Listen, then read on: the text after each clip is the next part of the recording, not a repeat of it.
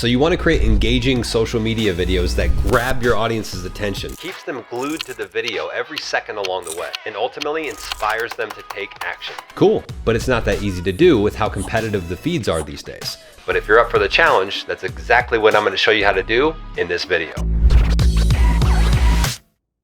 So if you really break down video content, all we're trying to do in our videos, whether it's long form or short form, is grab our audience's attention. We want to hook them in. We want to retain them or keep them watching the video, because we know that if we keep them watching the video and we have good retention rates, well, that's going to signal to the algorithm that this is good content and it's going to push it out to more people. So not only do we got to reel people in, we got to keep them watching for as long as possible. And then we want to inspire action. So I've got a simple framework that I'm going to show you that allows you to do just that. Now, before I get too deep into it, if you're wondering right now, what equipment do I need to create engaging social media videos? I made a whole video on this, so definitely go check that out now if you need to pause this and come back, or maybe check it out after this video. But for this video, I'm going to assume that you're already there and you just want to make some epic, highly engaging social media videos. So let's do it. Oh, and by the way, stick around to the end of this video and we're trying out a new format that we've never done before, but I know you're going to love it. Okay, so let's get into that framework that I mentioned, which is the G.E.M.S framework. I always come back to this same framework because it's so simple, it's actionable, and it's timeless.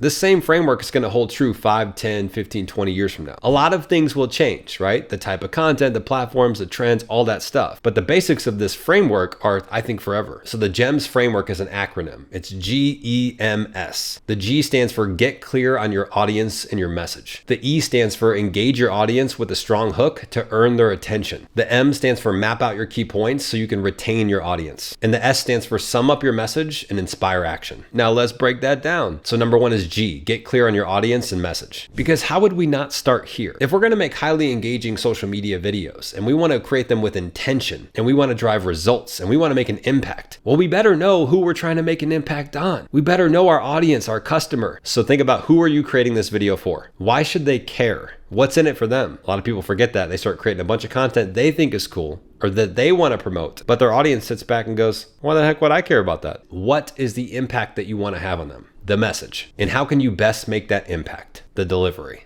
Moving on to the E, engage your audience with a strong hook so we can earn their attention. Notice I say earn their attention because that's what you have to do. Social media feeds are competitive. There's a lot of great creators out there. You got to earn every second of the attention that you get on the platforms. So why do certain videos reel you in and you feel like, oh my gosh, I can't stop watching this? Meanwhile, other videos, you don't even give it a half a second before you're scrolling on to the next piece of content. And really it boils down to human psychology. We are hardwired as human beings to be curious. Why? Because back in the day, that curiosity led to us discovering new places to live. That curiosity kept us away from potential predators or threats. That curiosity allowed us to find new opportunities for food. It allowed us to gather new information. And overall, it led to our survival. We're very curious creatures, and we still carry that with us today, just in a different way. So when we're talking about hooking an audience in and earning their attention, we've got to get them curious and interested. And that could be a start to a compelling story. It could be a new idea or a new perspective that maybe they haven't heard before. A lot of times it's a gap in information where they feel like they know this, but they need to know this, or there's more to it that they don't know yet. So they're curious to learn what else is there. Whatever it is, there's got to be some level of, I have to keep watching this because I'm curious to see how it plays out. I'm curious to see what happens next. I'm curious to see what I can learn from this or take away from this. I'm curious because I've never seen something like this before. I've never heard something like this before. I've never thought about it this way before. When we are piquing curiosity in the first few seconds, we're going to earn our audience's attention. Now, if you're anything like me at this point, you're like, cool, I got it. That makes sense. But show me some examples. So you know what we're going to do next?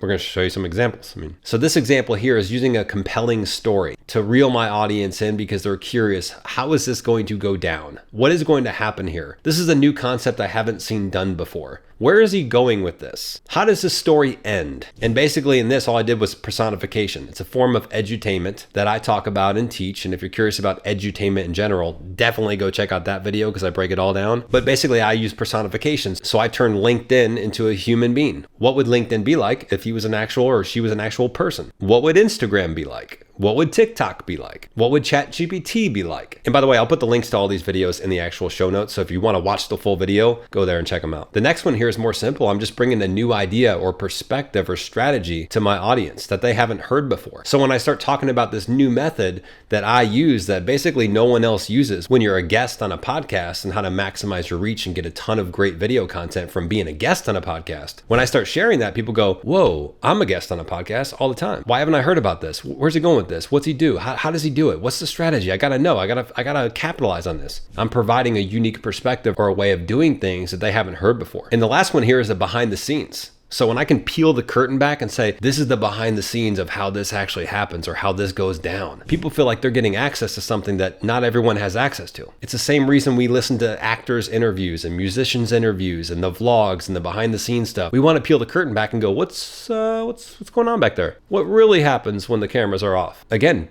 curiosity. Now, from a tactical example, what you'll notice in a lot of these hooks in the videos in general is that there's a lot of movement. I'm changing things up. I'm not sitting on one scene or one person for 10 to 15 seconds right away. I'm either changing scenes or introducing new characters, or there's something going on with the editing, or I'm zooming in or zooming out, changing a background. Something's happening in that first couple seconds, and what that does is that keeps the brain stimulated. It keeps you thinking less about moving on to the next thing, and it keeps you again in that curious state. You're always focused on, oh, something moved. Got to follow that now. As soon as you got that down, oh, something else moved. I think you know where he's going with this. Oh, now there's something else. So it's like, it matters about your message. Yes. Can't just be tricks and editing and that kind of stuff, right? But the editing and the movement and the scene changes, those things enhance and work with the actual message. And don't think you got to make every video the same way, but I just want you to think about pace. And I'll show you what I mean here by giving you an example in the B2C world. You've probably seen some of these cooking videos. If you're on Instagram or TikTok or YouTube Shorts, watch what happens with these videos, because the ones that go viral or perform really well, you'll notice there's a trend to them. They'll typically do something like this. They'll show you a finished meal, whether it's a dinner, a lunch, a dessert, a snack, or whatever it is. They'll show you that for like a second or two. And then typically there's audio over the top, or there's a title, there's something letting you know what it is. They're making it look sexy, it looks delicious, or it looks healthy and delicious, whatever it might be. And then they quickly go into how they made it. But here's the important part. Remember, we've got the pace, we've got the movement. They don't drag on scenes, right? So if they're cutting tomatoes and they're getting ready to make salsa, they're not going to show you them cutting tomatoes for 5 seconds, 6 seconds, 7 seconds in a row and just, here's me dicing tomatoes. They're not going to do that, because what would your human psychology do? After 2 seconds, you'd go, yep, I got it. All right, this is kind of boring. And you move on. No, instead what they do is they'll give you maybe a half a second or less of chopping tomatoes, and then they're chopped and in the bowl. Then they're moving on to the next. Salt, pepper, onions, chopped up, put in the bowl. They're mixing in other stuff. They're making movements. They're scene changing. And before you know it, you've got the salsa. And even in some of the really good ones, they've got a kind of a loop system where basically it loops back around to the beginning. So you almost start watching the video again, not even realizing that you're doing it. That is a tactic that we actually call looping. So it's like, cut the fluff out. You don't need any of the fluff, right? Get right to the point. Keep it intriguing. As soon as they think they figured it out, move it to something else. Another example in the B2C space is travel and hospitality. I've never wanted to go to Switzerland so bad in my entire life, and it's all because I've watched Instagram Reels and YouTube Shorts and TikToks of Switzerland, but what they do is they present it in such a cool way. There's movement. They're flashing to different scenes in Switzerland. They're showing the mountains. They're showing the town. They're showing the snow. They're presenting it in a way where I was so curious, I had to go, is this really a place? Is this for real? I'm looking at the scenery and the people and the towns, and I'm like, I would love to visit that place. Now, a few months back, before I watched all these videos, I'd probably struggle to tell you where Switzerland was on the map. And now it's moved its way into my top 5 destinations in the world. So I think from a B2C standpoint, you better master this. And from a B2B standpoint, you better start figuring out how this works and how you can tie it into your business and your community and your audience. So remember, hooks are visual, audio, and emotional. It's what you say, it's what you show people, and it's how you make them feel. Now, as a general rule of thumb, especially for long form videos, I would front load a lot of the creativity into the first 5, 10, 20, 30, 60 seconds. Because if you can get people that bought in, they're already somewhat invested in the video. And chances are, if the content's good and you've mapped out the key points and you're going to truly deliver on that promise, you've got a good likelihood of keeping that audience in. So I think you need to switch things up, keep things interesting throughout the entire video, but definitely front load that creative effort on the front end to get people invested in the video first. So we've covered the G, which is get clear on your audience and message. We've covered the E, which is engage your audience with a strong hook to earn their attention. Now we are on the M of the G.E.M.S framework, which is map out your key points so you can retain your audience. Keep them watching the video. Now, from a tactical standpoint, in terms of what you're gonna do, it's very simple. You're just gonna literally map out your key points. Write down the top 2 or 3 or 5 or 6 or whatever it is things that you wanna make sure you cover in that video. This is so you don't record the video and then get done and go, oh my gosh, I totally forgot to say that part.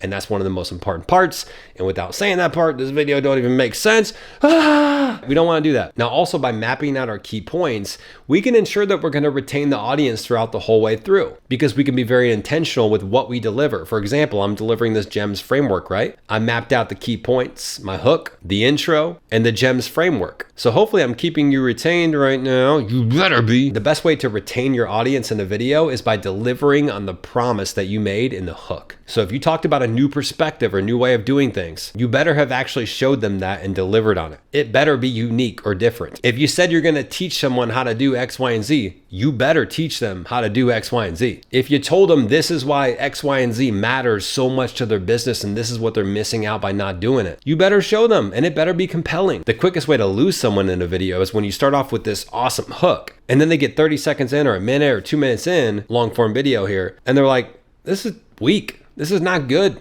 They're not delivering on what they said they would deliver on. They're not coming through on their promise. So not only are we losing retainment, but we're losing trust with the audience. Big claim up front, back that up with big value on the back end. So I'm feeding you good stuff along the way, but I'm also making sure that there's still something else to be desired. Now, as a tactical thing here, once you map out your key points and you start getting clear on the message you want to deliver, cut the fluff. Just go back and cut anything in there that doesn't need to be in there. Too much fluff or you go too far off track, your audience will bounce off that video. Okay, moving on to the S of the G.E.M.S framework. Sum up your message and inspire action. Don't overthink this part. This is simply how we're gonna end the video. Goodbye. No, just kidding. So if it's short form and maybe an interest-based feed like a TikTok, YouTube Shorts, we could potentially loop the video back around. I talked about that earlier. We can finish telling the compelling story. We can drive home a final key point. We could add a call to action in there. And by the way, call to actions don't have to be at the end of your videos. They can actually be throughout your videos too, kind of like I did here earlier. If you didn't catch that, go back and watch it again. That was strategic.